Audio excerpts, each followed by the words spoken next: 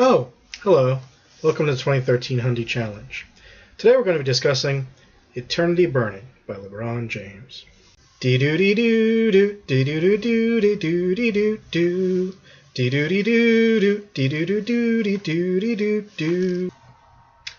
So when I was a kid, or maybe not a kid, a teenager, whatever, History Channel, and you'll find this hard to believe if you're younger, History Channel used to play things about history.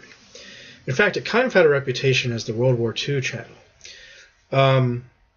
And every afternoon they played some kind of historical movie. And it was really cool. I forget what the name of the host was. I'm sure it'll come to me about 10 minutes after I've finished this video. Or no, it'll come to me in the shower tomorrow. Sandra Van Oker. Wow, that didn't take that long after all.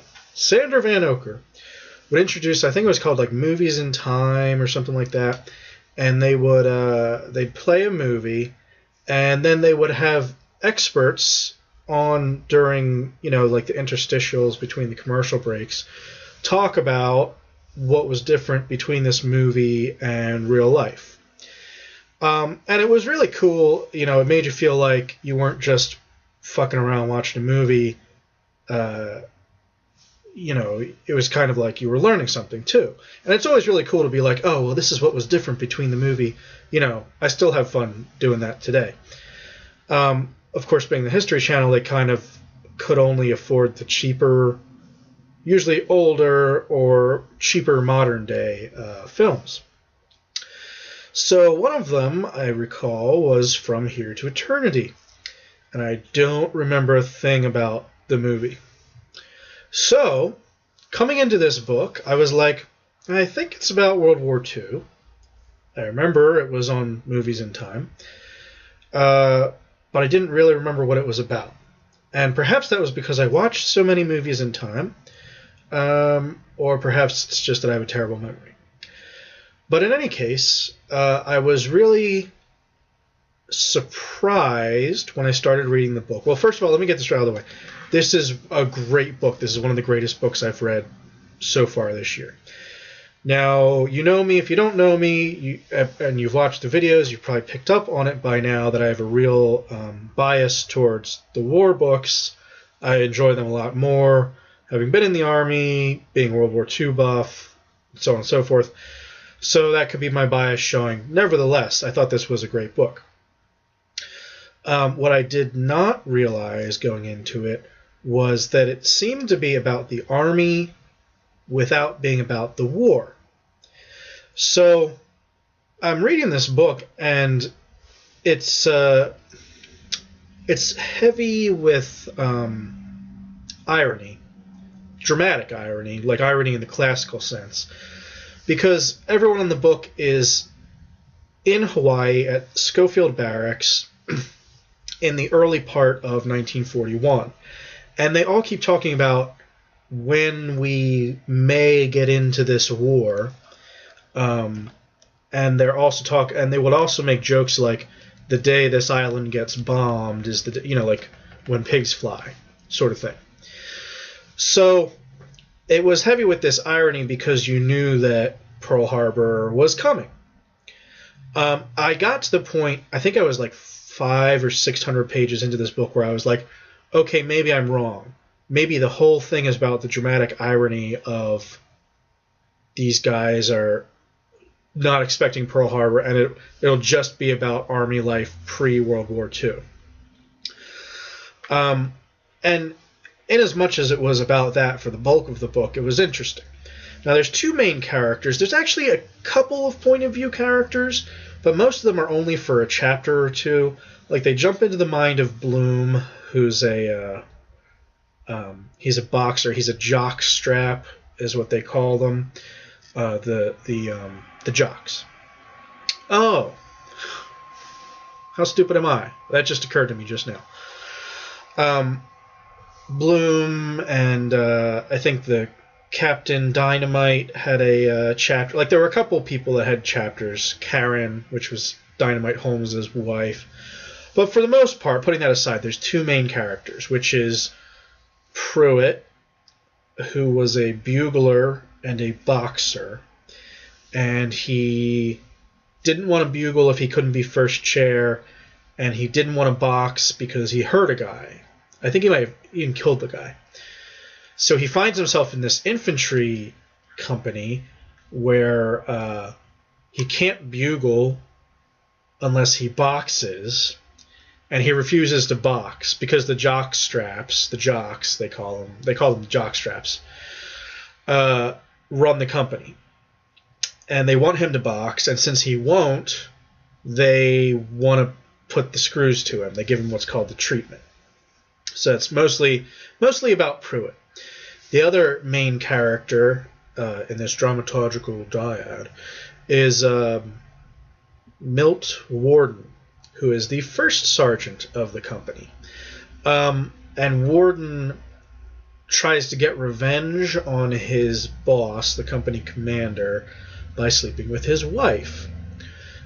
So, unfortunately for me, because it just bores me to tears reading about romance, a good chunk of the book was about the romance between Milt and his boss's wife.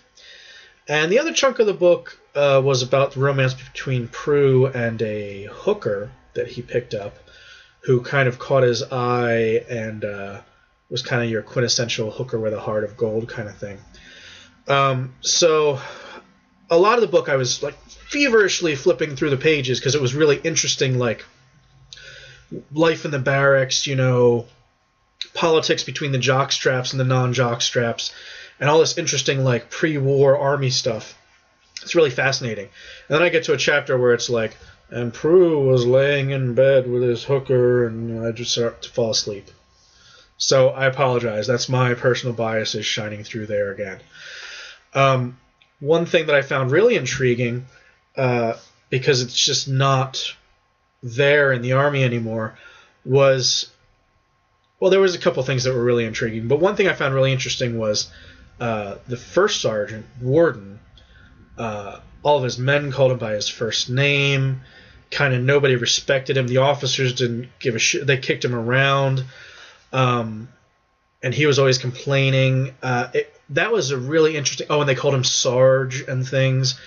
And if you've been in the Army, and I would venture to say the last 20, 30 years or so, you know that being a first sergeant is like being a fucking golden god. Like, the first sergeant runs the company. Brand new lieutenants defer to him. The company commander a lot of the times defers to him. A lot of the times, battalion commanders will defer to the first sergeant. Nobody calls him Sarge. You call him Top or First Sergeant. And it is a very well-respected rank. It's almost a scary rank. And you'll meet a lot of enlisted guys, and they'll say, all I ever wanted to be in my life was First Sergeant. Or sometimes they'll say Drill Sergeant. But I thought that was interesting how different that was in the last, 80 years now. The other thing I was really fascinated by was how much everything was just like whimsy and the dictates of, capriciousness. So like I said, the jock straps for a while ran the company. So the captain would just like promote a moron, like, what's his name? Ike Galovich, who didn't speak English and was a terrible soldier, but he was a good boxer. So he made him a sergeant. And you could just kind of make people sergeants when you felt like you could just take their ranks away. And, like, you could go from being a private to being a first sergeant in a couple months if you were a golden boy. And it was just really fascinating to see the way that they could just sort of, the enlisted men just kind of lived at the whim of the officers, which is also, today it's very highly regimented. It's very difficult to get promotions. It's not as difficult to get a demotion, but you wouldn't typically see somebody get kicked from, E6 to buck sergeant. Like, it's usually A rank, A stripe, and that's also somewhat rare. And so much stuff is by seniority now. And back in the day, of course I knew this, because, you think about things like, how old was, Patton or Eisenhower. You know, it wasn't by seniority so much back then. It was more like who was the golden boy. Very intriguing. But anyway, I'm running long because obviously I like this book and I found a lot of it interesting. What I do want to say, I do want to get this out there, is really weird, really just complete happenstance. Like I said, I thought this book was going to end before Pearl Harbor with like that supreme kind of irony here. And I was reading the book for a couple days. I took a break to pick up another book that I'm kind of behind on. And then on Pearl Harbor Day, I picked up From Here to Eternity, and Pearl Harbor got attacked. It was the fucking weirdest thing. It was like kismet. I was like, if I hadn't picked up the book when I did, if I hadn't stopped reading it when I did and picked it up again when I didn't, I would not have read The Attack on Pearl. It was just totally random. But I read the recital or the depiction of the men at Schofield Barracks when Pearl Harbor was attacked on Pearl Harbor Day. It was really weird.